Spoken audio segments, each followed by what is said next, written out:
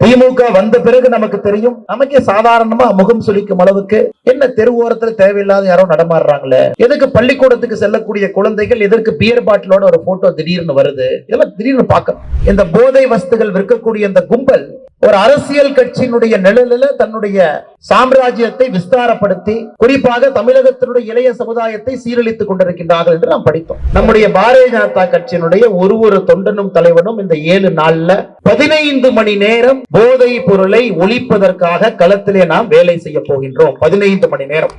அதனால் நம்முடைய நோக்கம் கஞ்சாவை நீங்கள் ஒழிக்க வேண்டும் என்றால், தமிழகத்தில் குறிப்பாக இந்த ட்ரக்ஸ் கலாச்சாரத்தை ஒழிக்க வேண்டும் என்றால் டாஸ்மார்க்கை மூட வேண்டிய கட்டாயம் வந்துவிட்டது.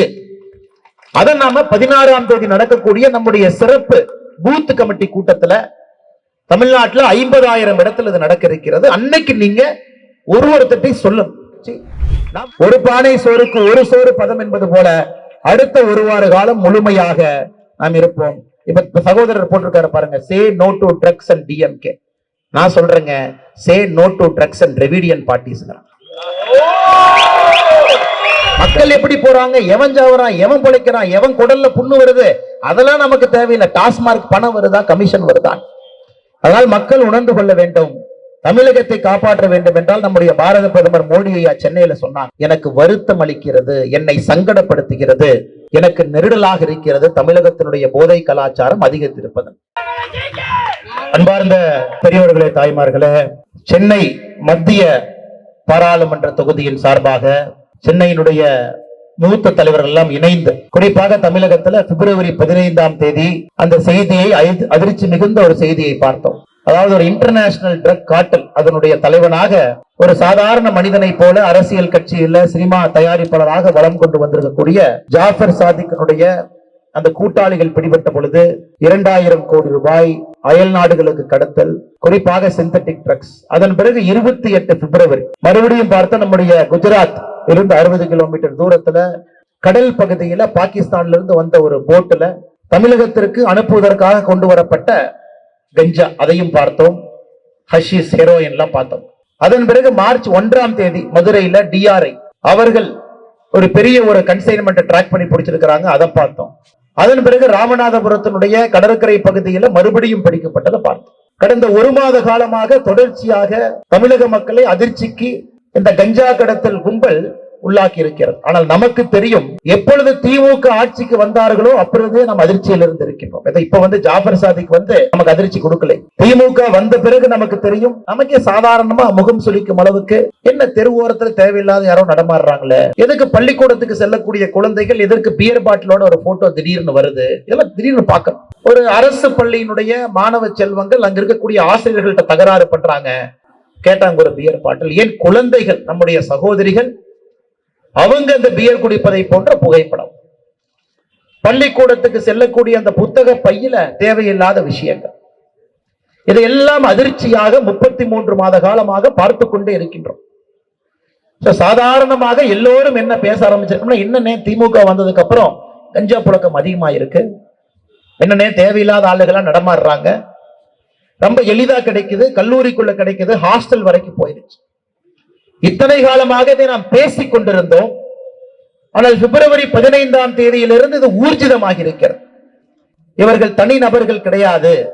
இந்த ட்ரக் என்று சொல்லக்கூடிய இந்த போதை வஸ்துகள் விற்கக்கூடிய இந்த கும்பல் ஒரு அரசியல் கட்சியினுடைய நிழலில் தன்னுடைய சாம்ராஜ்யத்தை விஸ்தாரப்படுத்தி குறிப்பாக தமிழகத்தினுடைய இளைய சமுதாயத்தை சீரழித்துக் கொண்டிருக்கின்றார்கள் என்று நாம் படித்தோம். எனக்கு முன்னாடி பேசின நம்முடைய முன்னாள் தேசிய செயலாளர் கொள்கை வீரன் ஐயா H. ராஜா அவர்கள் ரொம்ப தெளிவா அதை பத்தி பேசியிருக்கிறாங்க. நம்முடைய பாரதிய ஜனதா கட்சியினுடைய மாநிலத்தினுடைய செயலாளர், மத்திய சென்னை பாராளுமன்ற தொகுதியினுடைய பொறுப்பாளர் சகோதரர் வினோய் செல்வம் அவங்க பட்டியலிட்டாங்க.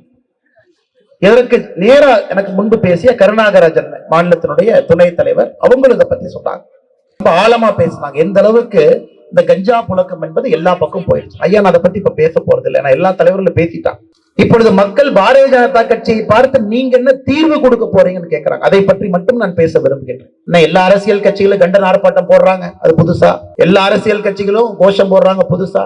திமுக எதிர்கட்சியாக இருக்கும் பொழுது நாங்கள் போடுகின்ற முதல் கையெழுத்தே டாஸ்மார்க்கை ஒழிப்பதுதான் எங்களுடைய முதல் கையெழுத்துன்னு இதே திமுக கருப்பு சட்டையை போட்டுக்கிட்டு கையில் ஒரு பலகையை வைத்து விட்டு வீட்டுக்கு முன்னாடி ஆர்ப்பாட்டம் பண்ணோம், அதையும் பார்த்து சலிச்சிட்டோம். இன்னைக்கு மக்கள் பாரதிய ஜனதா கட்சியில் என்ன கேட்கிறாங்கன்னா, ஐயா 60 வருஷமா மாத்தி மாத்தி ஓட்டு போட்டோம், எல்லா கட்சிகளும் சாராயத்தை வைத்து தன்னை வளர்த்து கொண்டிருக்கிறார்கள், அந்த கட்சியை சார்ந்தவங்களே சாராய ஆலை நடத்துறாங்க, அந்த கட்சிக்குள் இருக்கிறவங்களே இன்னைக்கு போதைப் பொருட்களை விற்பனை செய்யறாங்க. பாரதிய ஜனதா கட்சி நீங்கள் ஒரு தனித்துவமான கட்சின்னு சொல்றீங்க ஐயா, என்ன வித்தியாசமாக நீங்கள் செய்ய போகின்றீர்கள் என்று தமிழகத்துல ஒரு தாய்மாரும் மகளிரும் குழந்தைகளும் பெரியோர்களும் தாய்மார்களும் இளைஞர்களும் நம்மை பார்த்து இந்த கேள்வியை கேட்கிறார். ஆர்ப்பாட்டம் என்பது ஒரு ஜனநாயகத்துல அரசை கண்டித்து ஒரு சாமானிய மனிதன் பேச முடியாதுங்க ஐயா. சாமானிய மனிதன் பேசினா வீட்டுக்கு போற கரண்ட சுவிட்ச் ஆஃப் பண்ணி விட்டுருவாங்க, வீட்டுக்கு போற தண்ணி பைப்பை கட் பண்ணி விட்டுருவாங்க. அதனால்தான் அரசியல் கட்சிகள் ஒரு கண்டன ஆர்ப்பாட்டம் தேவைப்படுகிறது. தைரியமாக வந்து அரசியல் கட்சிகள் பேசலாம்.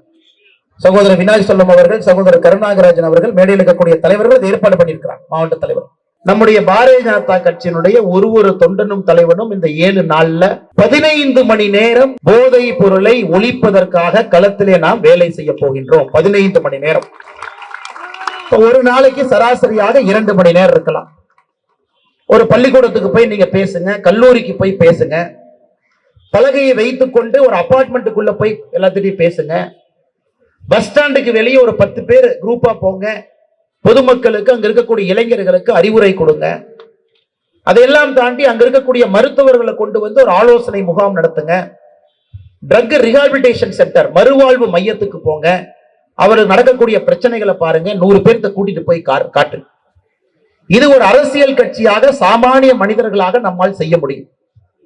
சனிக்கிழமை வருகின்ற 16ஆம் தேதி 11 மணிக்கு பாரதிய ஜனதா கட்சி தமிழகத்துல 50,000 இடத்துல சிறப்பு பூத் கமிட்டி கூட்டம் போட இருக்கின்றோம். 16ஆம் தேதி சனிக்கிழமை 11 மணிக்கு நம்முடைய பூத் தலைவர்கள், பூத்தில் இருக்கக்கூடிய உறுப்பினர்கள் எல்லாம் ஒரு பகுதியில் அன்னைக்கு பாரதிய ஜனதா கட்சியினுடைய பூத் கிளை கூட்டம் என்பது இந்த போதைப் பொருள் ஒழிப்புக்காக நம்முடைய கூட்டம் மட்டும் நடக்கும். அது உங்க பகுதியில் இருக்கிற பொதுமக்களை நீங்க கூப்பிடணும். 100 பேர் 50 பேர்த்த வர சொல்லி பூத் கமிட்டி கூட்டத்தில் உட்கார வைங்க. பாரதிய ஜனதா கட்சியினுடைய கொள்கையை சொல்லுங்க.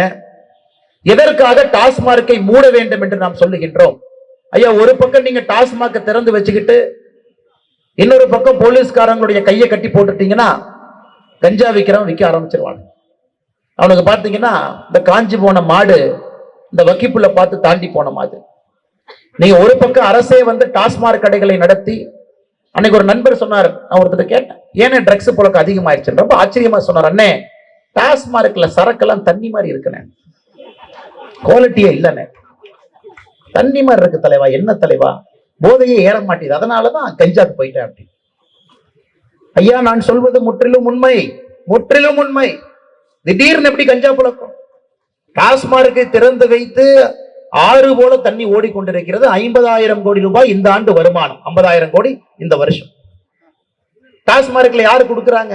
ஏங்க, இப்ப திமுக காரன் ஆட்சியில் இருந்தாவே பணத்தை ஒரு 30 ரூபாய் எடுத்துட்டு தான் 60 ரூபாய் செலவு பண்ணுவான். திமுக காரன் நடத்துற சாராய ஆலையில் நல்ல சரக்கு கொடுப்பான்னு நினைக்கிறீங்களா நீங்க? கண்டிப்பா கொடுக்க மாட்டேன். திமுக நடத்தக்கூடிய சாராய ஆலையில பாதி தண்ணியும் பாதி சரக்கையும் கலந்துதான் டாஸ்மார்க் அனுப்புறான். இன்னைக்கு என்ன மது புழக்கத்திற்கு, கஞ்சா புழக்கத்திற்கு அதிகம் காரணம் என்னன்னா, நீங்க நினைக்கிறீங்க காலேஜ் பசங்கன்னு ஒரு பக்கம் நினைக்கிற, இல்லைங்க ஐயா, அடித்தட்டு மக்கள் டாஸ்மார்க்கு இத்தனை காலமாக யார் செல்லுகின்றார்களோ அவர்கள் என்று கஞ்சாவை நோக்கி திரும்பி இருக்கின்றார்கள். உண்மையாலுமே நாம் நியாயமா பேசணும். நாங்க 200 ரூபாய்க்கு கஞ்சா இருக்கு, 100 ரூபாய்க்கு இருக்கு, 50 ரூபாய்க்கு இருக்கு சரஸ் இருக்கு, 500 ரூபாய்க்கு ஹஷீஸ் இருக்கு, 5000 ரூபாய்க்கு அபின் இருக்கு, 20,000 ரூபாய்க்கு சிந்தட்டிக் ட்ரக் இருக்கு. அதனால் கஞ்சாவை பொறுத்தவரை பணக்காரனா ஏழையா பார்க்காதுங்க. கஞ்சாவை பொறுத்தவரை வயசு அதிகமா வயசு கம்மியா பார்க்காது. கஞ்சாவை பொறுத்தவரை யாருக்கு போதை வேண்டுமோ அவருக்கு கொடுக்கலாம் மட்டும்தான் கஞ்சா பார்க்கும். அதனால் நம்முடைய நோக்கம் கஞ்சாவை நீங்கள் ஒழிக்க வேண்டும் என்றால், தமிழகத்தில் குறிப்பாக இந்த ட்ரக்ஸ் கலாச்சாரத்தை ஒழிக்க வேண்டும் என்றால் டாஸ்மார்க்கை மூட வேண்டிய கட்டாயம் வந்துவிட்டது. அதை நாம 16ஆம் தேதி நடக்கக்கூடிய நம்முடைய சிறப்பு பூத் கமிட்டி கூட்டத்துல தமிழ்நாட்டில் 50,000 இடத்துல இது நடக்க இருக்கிறது. அன்னைக்கு நீங்க ஒருத்தட்டை சொல்லணும். நாம் 311 பக்கம் வெள்ளை அறிக்கை வெளியிட்டு இருக்கின்றோம்.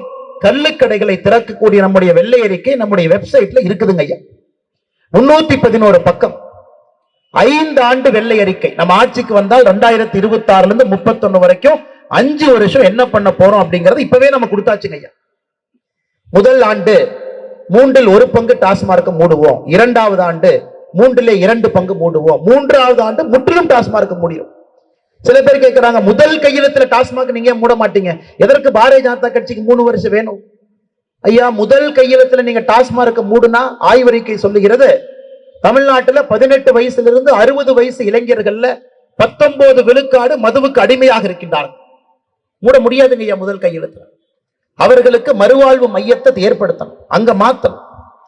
16,000 பேருக்கு மேல வேலையில் இருக்கிறாங்க, அவர்களுக்கு மாற்றிடம் கொடுக்கணும். நம்முடைய வெள்ளை அறிக்கையில மிக தெளிவாக 5 ஆண்டு கால திட்டம். கள்ளுக்கடைகளை திறப்பதன் மூலமாக, தென்னை மரம் பனை மரத்தின் மூலமாக வரக்கூடிய வருமானம் 1 லட்சம் கோடி ரூபாய் 2028 நாம் எட்ட போகின்றோம். 3வது ஆண்டுல 1 லட்சம் கோடி ரூபாய் பனைமரத்திலிருந்து தென்னை மரத்திலிருந்து வருமானம் வரப்போகுது. 1 லட்சம் கோடி. ஐயா, நாம ஏதோ காத்துல பேசல. நம்முடைய கட்சி மிக திட்டமாக இதை ஆராய்ந்து வெளிப்படையாக 311 பக்கம் வெள்ளை அறிக்கை நம்முடைய வெப்சைட்ல போட்டிருக்கோம். அதை நீங்க பூத் கமிட்டி கூட்டத்தில் மக்கள்கிட்ட எடுத்து சொல்லலாம். அதனால இந்த ட்ரக்குக்கு எதிராக இந்த யுத்தம் என்பது பல முனையில், NCB, coast guard, directorate of revenue intelligence, DRI, Tamil Nadu காவல்துறை, இவங்க எல்லாருமே ஒரு புள்ளிங்கய்யா. ஆனா முற்றிலும் நீங்கள் போதை கலாச்சாரத்தை ஒழிக்க வேண்டும் என்றால் முதல்ல மக்கள்கிட்ட போய் நம்ம சொல்லணும், இது வேண்டாம். அதை இந்த 1 வார காலம் நாம் செய்ய போகின்றோம். 15 மணி நேரம் நீங்கள் இதற்காக கொடுக்க வேண்டும் என்கின்ற அன்பான வேண்டுகோளை உங்களுக்கு வைக்கிறேன். தினமும் 2 மணி நேரம், ஒரு நாள் 3 மணி நேரம், ஆனா குறைந்தபட்சம் 15 மணி நேரம். ஒரு தேர்தல் அறிவிச்சுட்டாங்க, தேர்தல் வேலை இருக்கு, மக்கள்கிட்ட ஓட்டு பிரச்சாரம் கேட்பதற்காக செல்லும் பொழுது இதை பத்தி பேசுங்க. ஆனால் நாம ஒரு சங்கல்பம் எடுப்போம், உறுதிமொழி எடுப்போம். ஒருவரும் 15 மணி நேரம் தமிழகத்தில் இந்த போதை கலாச்சாரத்தை ஒழிப்பதற்கு பாரதிய ஜனதா கட்சியினுடைய தொண்டன் நிச்சயமாக உழைப்பான். நாளைக்கு காலையில் இங்கய்யா பொதுமக்களுக்கு நம்ம ஒரு வெப்சைட் கொடுக்கிறோம், லிங்க். பொதுமக்களும் நம்மோடு இணையுங்கள், பாரதிய ஜனதா கட்சி தொண்டர்களோடு இணைங்க, லயன்ஸ் கிளப், ரோட்டரி கிளப் வாங்க, எல்லாரும் சேர்ந்து இதை பண்ணுவோம். நீங்க ஒரு தனியார் பள்ளியா எங்களோடு இணைங்க. நாளை காலையில அதுவும் மக்கள்கிட்ட எடுத்துட்டு போறோம். மக்களோடு இணைந்து ஒரு பெரிய யுத்தத்தை பாரதிய ஜனதா கட்சியினுடைய தொண்டர்கள் நீங்கள் நடத்தணும். அப்பதாங்க ஐயா மக்களுக்கு நம்பிக்கை வரும். இந்த கட்சிக்கு நம்ம அதிகாரமே கொடுக்கல, இந்த கட்சிக்கு அதிகாரம் கொடுக்கவில்லை. இந்த கட்சிக்கிட்ட 4 சட்டமன்ற உறுப்பினர்கள் இருக்கின்றார்கள், ஒரு ராஜ்யசபா MP இந்த கட்சியில் இருக்கிறாங்க. ஆனால் இந்த கட்சி அதிகாரமே இல்லாம எப்படி மக்களோடு பணி செய்கின்றார்கள் என்கின்ற நம்பிக்கையை தமிழக மக்களுக்கு நீங்கள் கொடுக்க வேண்டும். அதிகாரம் நம்முடைய கையிலே கிடைக்கும் பொழுது தமிழகத்துல ஒரு தாயும் கவலைப்படாம, என் பையன் பொண்ணு ஸ்கூலுக்கு போறாங்க. நான் ஒரு தாய்க்கு கொடூரம் என்னங்க, சொந்த குழந்தையை சந்தேகப்படுவதுதான் ஒரு தாய்க்கு ரொம்ப கொடூரமே. அதான் நம்ம சொந்த குழந்தையை நம்ம சந்தேகப்படுற அளவுக்கு நமக்கு தள்ளி வச்சிருக்காங்க. சொந்த குழந்தையை சந்தேகப்படக்கூடிய அவலம் எந்த ஒரு தாய்க்கும் வரக்கூடாது. இப்ப தாயே போய் நல்ல பையனா இருந்தாலும் அந்த பேக்கை ஓபன் பண்ணி செக் பண்ற கதை எனக்கு தெரியும். இல்ல, நம்ம பையன் நல்லவன் தான், ஆனா அந்த பக்கத்து பெஞ்சு பையன் கொஞ்சம் சரியில்லை, அதனால நம்ம பையனுடைய பேக்கை ஓபன் பண்ணுவோமா? அந்த பையன் சிவனே டியூஷன் போயிட்டு வந்தா கூட தாய் கேட்கறாங்க, ஏன் 1 மணி நேரம் லேட்டு? ஐயா, நீங்க ஏதோ போதை கலாச்சாரம் நினைச்சிடாதீங்க. வீட்டுக்குள்ள ஒரு தாய் தன்னுடைய மகனையும் மகளையும் சந்தேகப்படும் அளவுக்கு திமுகவினுடைய ஆட்சி நடந்து கொண்டிருக்கிறது. நம்மளே பயப்படுறோம். நம்ம குழந்தை நல்லா இருந்தா கூட பள்ளிக்கூடத்துல கெட்டு போயிடுவானோ, ஸ்கூல் பஸ்ல இறங்கி நடந்து வர்றான், யாராச்சும் பேசி கெடுத்திருப்பாங்களோ. அதனால் நாமே பள்ளிக்கூடத்தினுடைய புத்தக பையை திறந்து பார்க்கின்றோம், ஏதாச்சும் உள்ள இருக்கா, வெள்ளை கலர் பொடி ஏதாச்சும் தெரியுதா, பையன் ஒழுங்கா சாப்பிட்றானா.